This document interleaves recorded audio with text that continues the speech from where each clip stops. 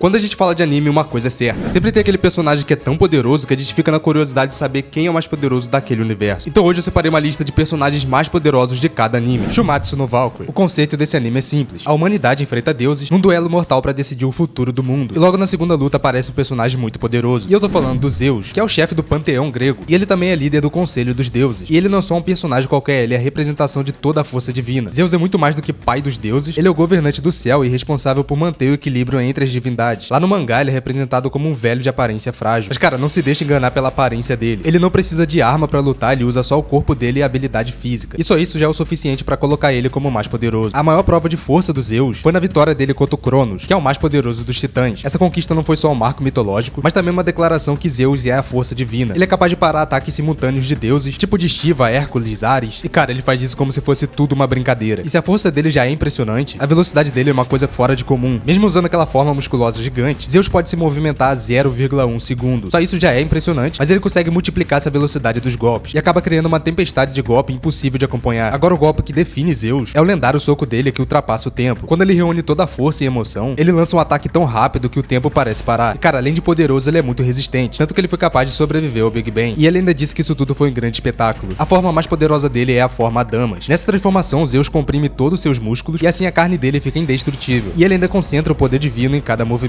Nessa forma, ele é capaz de destruir todos os céus e reinos que existem. Cara, Zeus é extremamente forte. Inclusive, o nome dele é bem parecido com o meu. Será que ele é meu avô? Yu-Gi-Oh! Mano, quando se fala de Yu-Gi-Oh! Já penso numa roubalheira absurda. Tipo daquela vez que ele botou o infinito mais um. No universo desse anime, existem vários monstros e entidade divina. Nesse anime, o personagem tipo Zork, o vilão da saga original, e o Exodia, que foi invocado pelo Yugi, chegam nem aos pés de Rolactia, que é o criador da luz. Esse ser divino é a representação do poder supremo. É uma entidade que só pode ser invocada com a combinação de 3 deuses egípcios: o Obelisco, o Slifer e o dragão alado de Ra. E quando essa entidade é invocada, nem o Zork consegue igualar o poder dela. Rolactia não é só poderosa, ela é basicamente invencível dentro da lore de Yu-Gi-Oh! Quando ela foi invocada na batalha final contra o Zork, o criador da luz obliterou ele em um segundo. E cara, nem o Exodia conseguiu fazer isso. E cara, claro que o Exodia é o monstro mais conhecido e ele tem uma aura ali de invencibilidade, mas por limitações narrativas ele foi derrotado, ou seja, roteiro. E o Rolactia representa o equilíbrio cósmico, e o poder dele acaba transcendendo tudo. O problema é que Rolactia não aparece muitas vezes e a história dela acaba não mostrando o total poder que ela tem. Dependendo ali da perspectiva, se a gente estiver falando do anime clássico, Rolactia é o ser supremo. Mas se a gente der uma olhada ali na lore das cartas, personagens tipo Lazulius e Efraat têm uma capacidade de poder que pode ser muito maior. Pokémon, de acordo com a lenda, Arceus nasceu no meio do nada. Ele nasceu antes da existência do tempo e do espaço. Ele é descrito como o primeiro ser do universo de Pokémon, surgindo de um ovo primordial flutuando no vazio. A partir daquele momento que ele se despertou, Arceus criou a base do universo. Ele moldou o tempo, o espaço e a antimatéria depois que ele criou 3 entidades, que foi Dialga, que governa o tempo, Palkia, que controla o espaço, e Giratina, que representa a antimatéria e o equilíbrio entre criação e destruição. E Arceus continuou criando outros seres, tipo Shi, Mesprit e Azelf, e eles trouxeram emoção, inteligência e força de vontade aos seres vivos. E esses guardiões têm um papel crucial na conexão entre humanos e Pokémons. Arceus não é só o criador, ele é a personificação do poder absoluto. A principal habilidade dele tá nos Plates, que são placas elementares, e cada uma delas representa um tipo de energia fundamental pro mundo de Pokémon. Tipo fogo, água, eletricidade, luz, trevas. Quando ele equipa um desses Plates, ele pode mudar o seu tipo e se adaptar em qualquer situação. E assim ele também consegue neutralizar fraquezas. Isso torna ele praticamente invencível, até porque não dá pra saber qual é a forma final dele. E mano, como isso já não fosse o suficiente, ele também teve acesso ao ataque mais poderoso da franquia, que seria o Judgment. Falei tudo errado, mas tá valendo. Essa técnica canaliza o poder de todos os Plates e libera uma energia que sai devastando tudo. Cara, Arceus pode reescrever a existência como ele quiser. Arceus não apenas criou o universo, como também manteve o equilíbrio dele. E Arceus é o único que pode derrotar todos os seres. Yu Yu Hakusho. No mundo dos demônios, existe 3 reis que têm poder colossal. Mas cara, entre todos eles, um deles se destaca. E eu tô falando do Raizen. E não é peça de PC. Esse Raizen é o deus da batalha. Mesmo numa força mais fraca, ele é temido por todos. Ele é um dos 3 reis demônios e ancestral direto de Yusuke, logo do protagonista. Ele é uma Zoku, um demônio de elite, e só a linhagem dele deu poderes imensos pra Yusuke. E cara, por mais que ele seja uma lenda, Raizen acabou sofrendo uma queda. Depois que ele se apaixonou por uma mulher humana, ele jurou nunca mais se alimentar de carne dos humanos. E esse juramento acabou deixando ele fraco e ficou todo desnutrido. E cara, nem depois que a mulher morreu ele quebrou a promessa. Esse sim é o último fiel da Terra. Ele é conhecido como o deus da batalha, e mesmo depois que ele foi enfraquecido, ele alcança mais de 1.322.000 unidades de energia, que é um número bem perto do que os outros reis demônios alcançam. Cara, se Raizen tivesse no auge, ele superaria todos. E cara, eu tenho certeza que ele iria controlar o mundo dos demônios. One Piece. No universo desse anime, a gente tem o Joy Boy, e cara, ele não é só um personagem de One Piece, mas é um título com um significado muito importante. E mesmo depois de séculos, só 2 personagens receberam esse título. O primeiro Joy Boy viveu lá no século perdido, que é aquele período que o governo mundial apagou do registro, e ele acabou deixando pra trás o lendário tesouro conhecido como One Piece. E ele teve um papel muito importante na história da Ilha dos Homens Peixes, junto com o Zunesha, aquele elefante gigantesco. Esse Joy Boy tinha uma habilidade um pouco diferente, que era a voz de todas as coisas, e ele se comunicava com o Zunesha dessa forma, usando essa habilidade, e decifrava mistérios que ninguém conseguia entender. Com a Hito Hito no Mi modelo Nika, Joy Boy era capaz de moldar seu corpo e de moldar o mundo ao seu redor, da exata forma que o Luffy faz. Mas detalhe que o Luffy não dominou completamente essa fruta, mas mesmo assim agora ele tem um poder absurdo. Agora imagina um antigo usuário dessa fruta utilizando o poder completo. Jujutsu Kaisen. Cara, aproveitando que você assistiu até aqui, dá like no vídeo e se inscreve no canal. O Sukuna tem uma quantidade absurda de energia amaldiçoada, e ele acaba sendo o personagem com mais energia em toda a obra. E mano, ele tem o dobro de energia de Uraume. Além dessa quantidade imensa, ele tem controle absoluto sobre essa energia, e ele gasta apenas o necessário para cada técnica. A energia amaldiçoada dele é de altíssima qualidade, permitindo que os ataques sejam extremamente refinados e precisos. E o Sukuna consegue aprender técnicas amaldiçoadas em questão de segundos, e ele consegue copiar e entender essa habilidade apenas observando uma vez. Exemplo disso foi quando ele aprendeu a cura da alma. Também aprendeu a amplificação de domínio, que é uma coisa que nem todos os feiticeiros são capazes de dominar. E depois de passar muito tempo no corpo de Itadori, ele compreendeu o contorno da sua própria alma. Na forma verdadeira, Sukuna tem 4 braços, que permite que ele faça múltiplos selos de mão, tudo isso em um tempo muito reduzido. Ele tem 2 bocas, e com isso ele fica recitando encantamentos enquanto ele luta. E mano, só por conta dessa forma e a força sobre-humana dele, ele pode destruir edifícios inteiros. E cara, tudo isso com um único golpe. Sem contar que ele pode lutar por muito tempo sem se cansar. E ele tem um tempo de reação absurdo. E a regeneração acelerada de Sukuna permite que ele cure danos fatais. Tem gente que fala que o mais poderoso desse anime é o Satoru Gojo. Eu coloquei o Sukuna e se você discorda, comenta aí. JoJo's Bizarre Adventure. Nesse anime a gente tem o Stance, o Gold Experience, que é o mais poderoso, e o Maiden Heavy, que ele é quase igual em nível de poder. Mas eu vou falar mais desse Gold aí. Ele tem uma habilidade bem roubada. Assim que ele é atacado, ele reescreve a realidade a favor dele. Sim, cara, é uma parada muito bizarra. E a ativação dessa habilidade roubada acontece de uma forma praticamente instantânea. Ele é tão poderoso que ele poderia reescrever o universo da forma que ele achar melhor. Além dele ter uma defesa impenetrável, ele acaba punindo alguns adversários dele de uma forma muito cruel. Aqueles que ele mata, teoricamente, entram em um ciclo eterno de mortes variadas. E assim eles ficam o tempo todo morrendo e revivendo. Com a habilidade de transcender a realidade e o tempo, o Gold Experience solidifica Diorno como o personagem mais poderoso. Só aquela habilidade de anular qualquer ameaça e aquela habilidade de looping de morte já coloca ele num patamar muito superior a todos. Full Metal Alchemist. Nesse anime a alquimia é regida pela lei de troca equivalente. Se você quer alguma coisa, você tem que dar algo de valor igual. E não serve o brioco. Mas mano, o que será que acontece quando alguém passa do limite? É aí que entra uma entidade conhecida como a Verdade. Ela é uma entidade que se manifesta quando o alquimista tenta a transmutação humana. E lógico que isso é proibido, mas essa prática é basicamente trazer alguém de volta à vida. Essa entidade aparece toda branca e o formato dele lembra o próprio alquimista. Tudo isso para simbolizar que a verdade é a representação de si mesmo. Quando um alquimista tenta a transmutação humana, ele é levado pro portão da verdade. E é lá que ele dá de cara com a própria verdade. E é aí que ela toma algo de grande valor do alquimista. E isso é como se fosse um pagamento. Nesse caso específico do anime, ele perde a perna esquerda e o braço direito. E o irmão dele, que ele tava tentando reviver, perde o corpo todo. Cara, o trabalho dessa entidade é ensinar que ninguém pode obter poder ou conhecimento sem sacrifício equivalente. E cara, isso reforça a ideia que não tem atalho. Não existe exceções na lei natural das coisas. Inclusive, eu recomendo vocês dar uma assistida nesse anime. Naruto. Aqui eu vou falar sobre o universo de Naruto até em Boruto. E todo mundo sabe que a Kaguya em Naruto é a mais poderosa. E a gente pensava que ninguém ia superar o nível de poder dela. Mas e se eu te falar que existe um personagem tão poderoso que faz qualquer outro parecer fraco igual uma formiga fraco pra gente? E é lógico que eu tô falando do Shibaya Otsutsuki. Cara, ele é um personagem tão forte que transcendeu o próprio conceito de existência. Os Otsutsuki são uma raça alienígena que viaja de planeta em planeta. E eles consomem a energia vital desses mundos pra evoluir. A cada ciclo de renascimento através do karma, eles acabam se tornando ainda mais poderosos. Cara, mas o que acontece se um Otsutsuki fizesse processo por milênios? E a resposta pra isso é simples, ele se tornaria um deus. E foi exatamente isso que aconteceu com o Shibaya. O Shibaya renasceu tantas vezes e consumiu tanto fruto do chakra que ele simplesmente abandonou a forma física dele. Cara, ele virou uma entidade tão evoluída que ele não precisa mais do corpo dele pra existir. Eu dei uma resumida boa na história dele, mas deu pra entender. Os poderes de Shibaya não é ninjutsu, nem taijutsu, o que for. Os poderes dele superam todos esses poderes que eu falei e ainda mais. Isso significa que ele não precisa de selos, não precisa de chakra, não tem limitações. Cara, só basta um pensamento e a realidade vai se moldando a favor dele. Cara, fala se ele não é o personagem mais roubado de Naruto. Shibaya é sem dúvida o mais poderoso de Naruto e Boruto. O nível de poder dele tá acima do tempo, do espaço, de qualquer conceito físico. Mas mano, é só eu ou você também sente saudade de quando Naruto era mais pé no chão? Blue Lock. Eu sei que você pensou que eu ia falar só de anime que tem um nível de poder muito absurdo, mas eu decidi botar um anime de futebol aqui. Não é o Noah, não é só um jogador de futebol. Cara, ele é o melhor atacante do mundo e não é por acaso. Noah domina todos os aspectos de jogo com uma precisão absurda. E qualquer um que tenta superar ele, rapidamente percebe que tá lidando com um monstro, uma máquina. O primeiro diferencial de Noah é que ele é ambidestro. E não, cara, ele não é ruim com as duas pernas. E nesse anime não é todo jogador que consegue usar as duas pernas igual ele usa. E cara, ele é atacante, é essencial que ele use as duas pernas. Porque imagina, ele é destro, aí cai na perna esquerda, ele vai chutar, parece uma mocinha chutando. Mas pô, se a bola tiver no pé esquerdo ou no pé direito dele, não faz diferença, é a mesma coisa. O chute sempre vai ser com a mesma precisão, o passe também. E no capítulo 165 de Blue Lock, ele provou essa supremacia quando ele marcou um gol impecável. Isso mostra que o talento dele não é apenas técnico, mas também reflexo da genialidade tática dele. Mas cara, a verdadeira grandeza de Noah não é a parte técnica, é na forma de como ele enxerga o jogo. Ele não só reage às jogadas, como ele também prevê antes dela acontecer. E mano, a leitura de jogo dele é espetacular, mano. Quando os adversários tentam acompanhar o ritmo de jogo dele, o cara já tá anos-luz na frente, o cara é um alienígena. Ele sabe exatamente onde se posicionar e ele consegue prever em segundos aonde a bola vai estar. Lá ele. Ele transforma cada lance em um xadrez tridimensional, onde ele é sempre o jogador com mais movimentos à frente. Mas aí, você concorda que o Noah é o melhor jogador desse anime? Se tu não concorda, pode comentar aí. One Punch Man. No universo de One Punch Man existe uma entidade chamada simplesmente de God. Esse ser misterioso é mencionado por alguns personagens, como o Imperador Mendigo e Psycho, que se refere a ele como Deus, e por Blast, que o chama de ele. God é considerado o principal antagonista da série, e tá sempre influenciando e concedendo poderes a vilões importantes. A primeira aparição de God foi num flashback do Imperador Mendigo, e ele aparece de uma forma toda irregular e borrada, como se fosse moldado pelo vento imitando uma figura humana. Mais pra frente, Saitama, Manako e Flash